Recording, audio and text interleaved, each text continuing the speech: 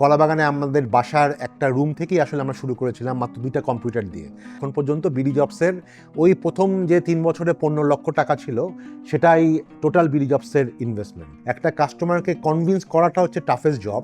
একবার যদি সে সার্ভিস দিয়ে তাকে হুক করতে পারে, তাহলে কিন্তু অটোমেটিক্যালি লাইফ টাইম তার থেকে বিজনেসে অ্যাকোয়ার করতে পারে।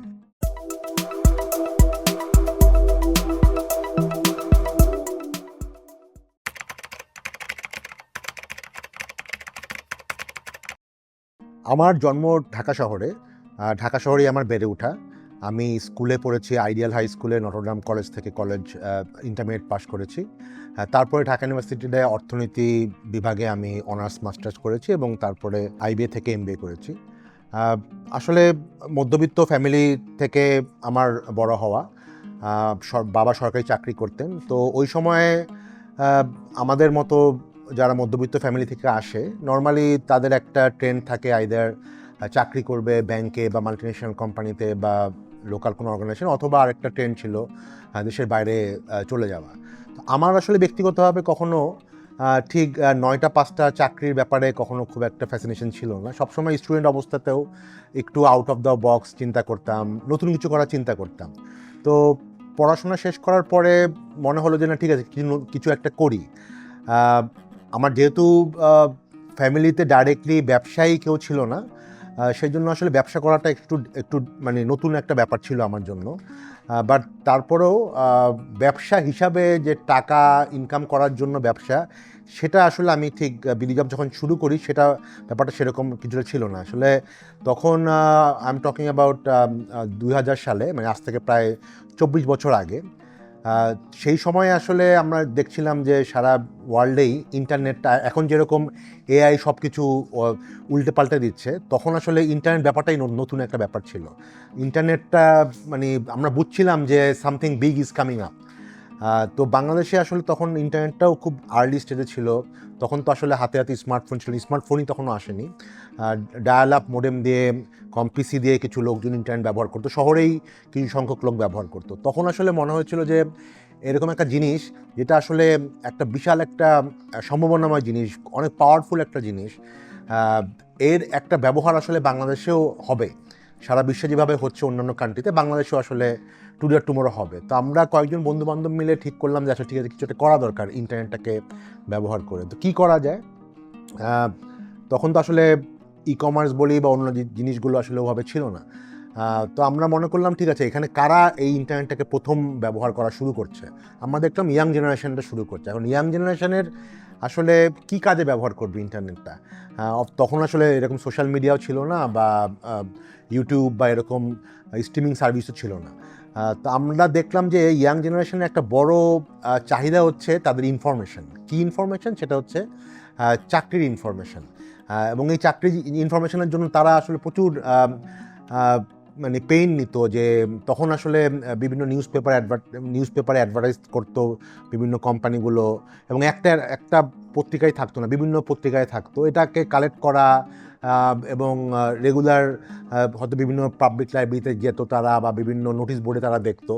এই জিনিসটা তাদের জন্য আসলে একটা বড় একটা পেইন ছিল। তো আমরা ভাবলাম যে এটাকে কিভাবে আমরা একটু ইন্টারনেটে নিয়ে আসতে পারি। তো আমরা যেটা করা শুরু করলাম, একেবারেই খুব ছোট স্কেলে সবগুলো পত্রিকার জব অ্যানাউন্সমেন্টগুলো আমরা এগ্রিগেট করলাম। এগ্রিগেট করে তাদেরকে আমাদের বিডি জবস এই পোর্টালের মাধ্যমে এটা বিভিন্ন ক্যাটাগরিতে এই জবগুলো আমরা পাবলিশ করা শুরু করলাম। তো দেখলাম যে আস্তে আস্তে এটা একটা বড় ধরনের একটা ট্র্যাকশন তৈরি হচ্ছে। আমাদের প্রচুর ছাত্রছাত্রী যারা লাস্ট ইয়ারের দিকে বা যারা চাকরি খুঁজছে, তারা এই সার্ভিসটাকে তারা অ্যাপ্রিসিয়েট করছে। তখন আস্তে আস্তে আমাদের এই বিডি জবস পোর্টালটা, প্রথম দিকে কিন্তু এটা কোনো কমার্শিয়াল ব্যাপার ছিল না। এটাকে আমরা চেষ্টা করেছিলাম যত বেশি এটাকে পপুলার করা যায়। তো আই এম টকিং অ্যাবাউট 2000 সালের পরে, প্রায় 3 বছর পরে আমরা আসলে এখান থেকে মনিটাইজ করা শুরু করলাম। আমাদের বিভিন্ন কোম্পানিগুলোর কাছে গেলাম, যে তারা অলরেডি তো বিভিন্ন অ্যাডভার্টাইজমেন্ট দিত বিভিন্ন পত্রিকায় অনেক খরচ করে, এবং সেখান থেকে তারা অ্যাপ্লিকেশন কালেক্ট করতো। এটা কোম্পানির জন্য একটা বড় হ্যাসেল ছিল। তারা সিভি কালেক্ট করতো বা তারা হার্ড কপিতে জোগাড় করতো। তো আমরা টোটাল জিনিসটাকেই আসলে ডিজিটাইজ করে ফেললাম, যে কোম্পানিকেও বললাম যে তারা খুব খুব কম খরচে যখন তখন জবটা পাবলিশ করতে পারছে, অনলাইনে অ্যাপ্লিকেশন রিসিভ করতে পারছে এবং এটাকে ম্যানেজ করতে পারছে। টোটাল জিনিসটাই আসলে তাদের জন্য অনেক সহজ হয়ে গেল এবং অনেক কম খরচে। আর জব সিকারদের বেনিফিট তো ছিলই। তো আমরা 2004 সাল থেকে যখন মনিটাইজ করা শুরু করলাম, আমাদের এখনও আসলে আমরা কোনো জব সিকারদের কোনো চার্জ করি না বেসিক সার্ভিসগুলোর জন্য, বাট তখন 2003-4 সালে আমরা অ্যাডভার্টাইজার বা যারা রিক্রুটার তাদের থেকে আমরা আসলে মনিটাইজ শুরু করলাম এবং এরপর থেকে আসলে আমরা সবসময় প্রফিটেবল একটা সিচুয়েশনের মধ্যেই ছিলাম। অনেকে আমাকে প্রশ্ন করে আসলে আমরা যে শুরু করলাম কত টাকা দিয়ে শুরু করেছিলাম, কত ইনভেস্টমেন্ট শুরু হয়েছিল। আসলে আমরা যেটা বলছিলাম যে কয়েকজন বন্ধুবান্ধব মিলে কারণ আমরা সবাই আসলে আমি 1 বছর চাকরি করেছিলাম, কিছু টাকা সেভিংস ছিল, আমাদের অন্য বন্ধুরাও সবাই মিডল ক্লাস ফ্যামিলি থেকে আসছিল, কেউই আসলে অনেক টাকা ইনভেস্ট করার মতো আমাদের কারো ক্ষমতা ছিল না। তো আমরা চিন্তা করলাম ঠিক আছে আমরা খুব ছোটোভাবে শুরু করি। আমার কলাবাগানে আমাদের বাসার একটা রুম থেকেই আসলে আমরা শুরু করেছিলাম মাত্র 2টা কম্পিউটার দিয়ে। অনেক কাজ আমি নিজেই করতাম।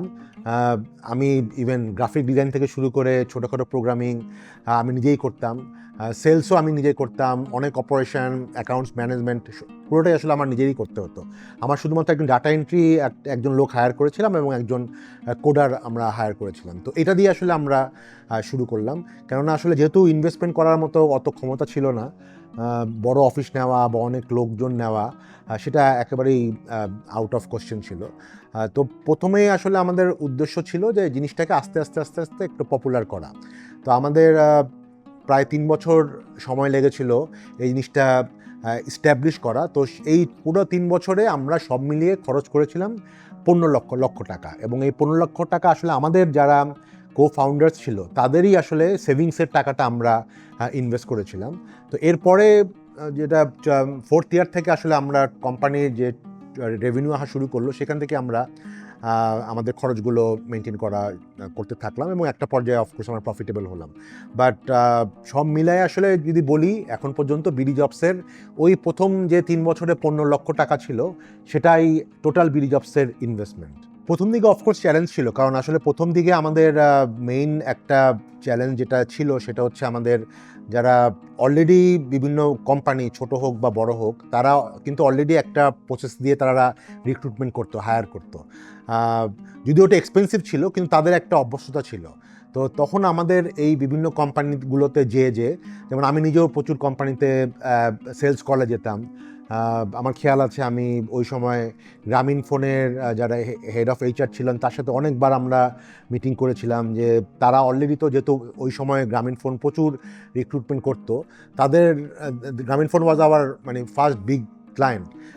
তাদেরকে আমরা বোঝানোর চেষ্টা করলাম যে আপনারা যেভাবে কাজ করছেন সেটা অনেক এক্সপেন্সিভ এবং এই টোটাল যে হাজার হাজার অ্যাপ্লিকেশন আপনারা ম্যানেজ করছেন এই ম্যানুয়ালি, সেটা আসলে আপনাদের জন্য অনেক সময় সাপেক্ষ ব্যাপার।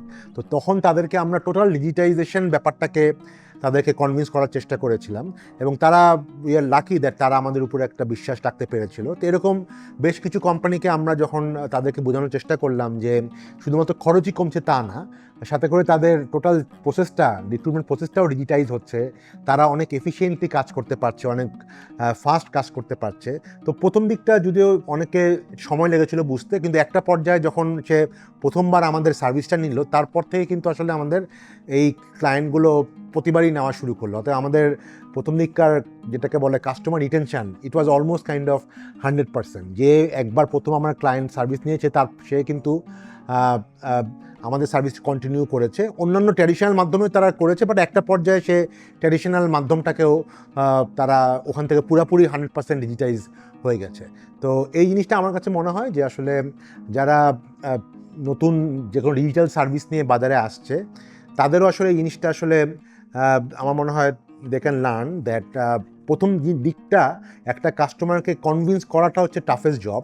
একবার যদি সে সার্ভিস দিয়ে তাকে হুক করতে পারে তাহলে কিন্তু অটোমেটিক্যালি লাইফ টাইম তার থেকে বিজনেসে অ্যাকোয়ার করতে পারে। আমরা যেভাবে শুরু করেছিলাম ২০০০ সালে, আমরা ২০০৪ থেকেই আসলে প্রফিটেবল হওয়া শুরু করলাম। তো এটা একটা বড় জার্নি, এখন প্রায় ২৩-২৪ বছর হলো।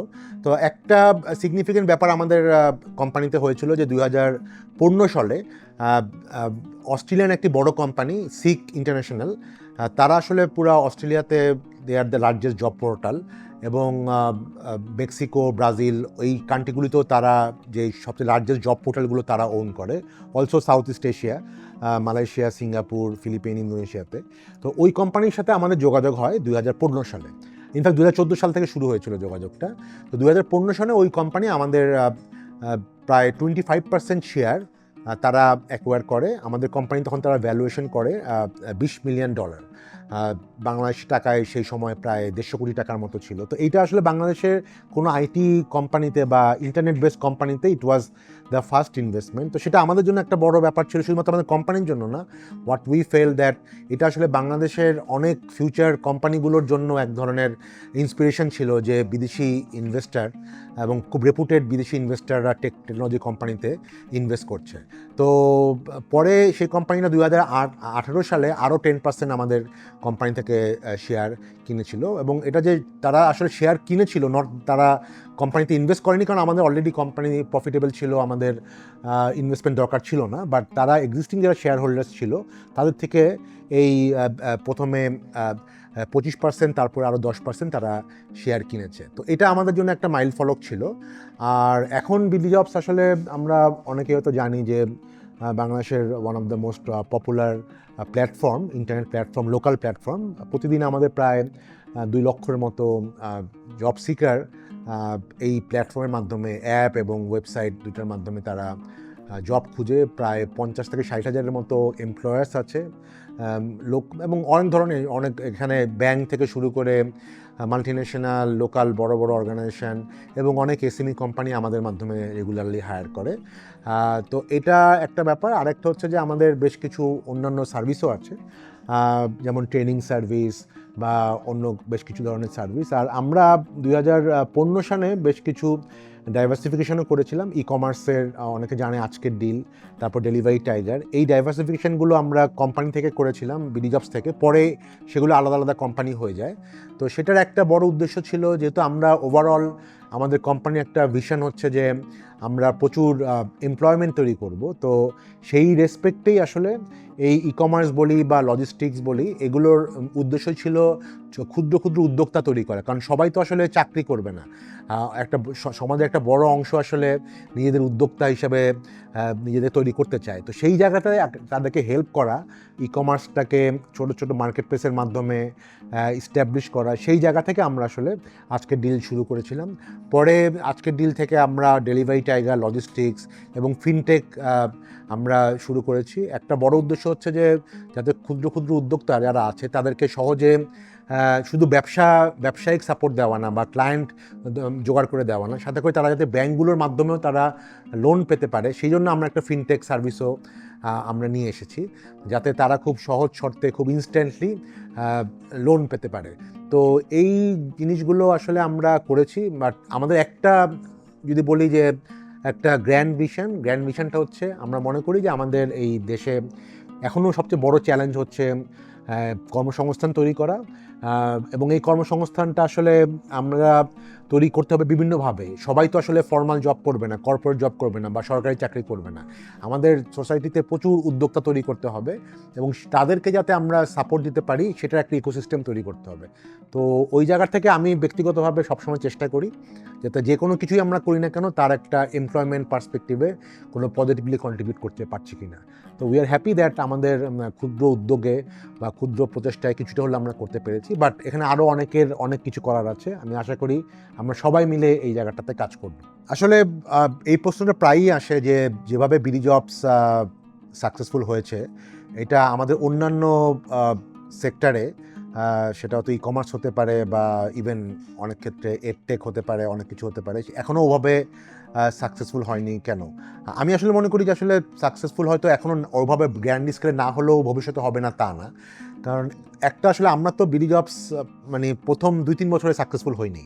আমাদের এই সাকসেস জার্নিটা হতে আসলে অনেক দিন টাইম লেগেছিল, এবং আসলে আস্তে আস্তে আস্তে আস্তে আস্তে একটা পর্যায়ে যাওয়ার পরে এই জিনিসটা মানে একটা মানে অনেক হাই গ্রোথ তৈরি হয়, বাট ফাউন্ডেশনটা তৈরি করতে আসলে অনেক সময় লাগে। আমাদেরও প্রথম 3-4 বছর লেগেছিল ফাউন্ডেশনটা তৈরি করতে, বাট যেই জিনিসটা আমরা হয়তো বেটার করেছিলাম বা রাইট করেছিলাম সেটা হচ্ছে যে আসলে আমাদের সোসাইটির জন্য মানে job portal is nothing new.